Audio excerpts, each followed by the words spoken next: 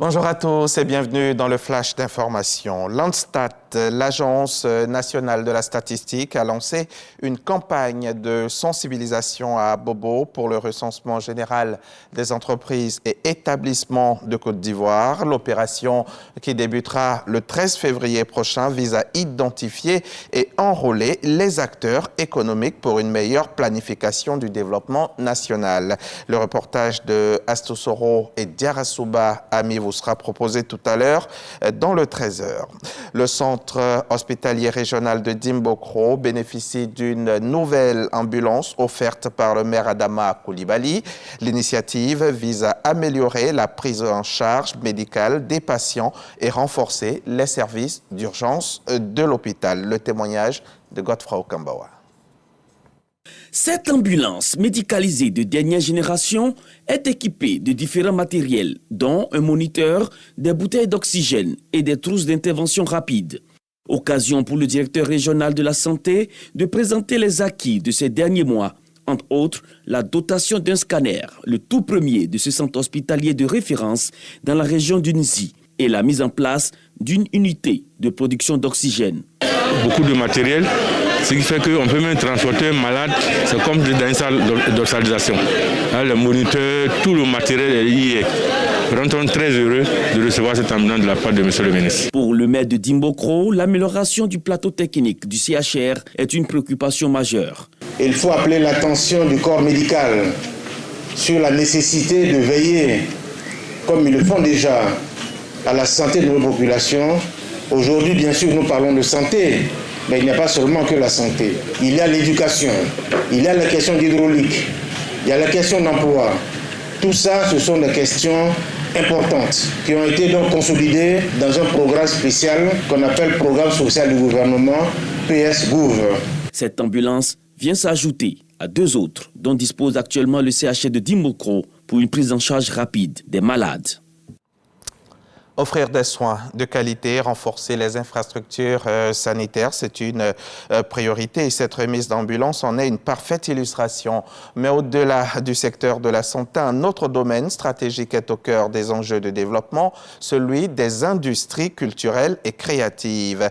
C'est dans cet esprit que s'ouvre la 3e édition du Salon international du contenu audiovisuel d'Abidjan, le SICA, un rendez-vous majeur pour les acteurs du secteur où il sera question de souveraineté numérique, de promotion des talents africains et d'exportation des récits locaux sur la scène internationale.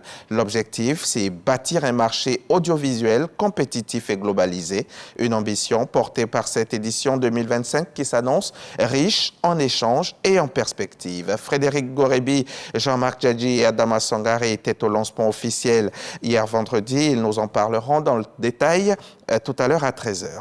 Les chefs d'État des pays de l'EAC et de la SADC doivent se rencontrer ce samedi à Dar es Salaam en Tanzanie pour discuter de la crise dans l'Est de la RDC.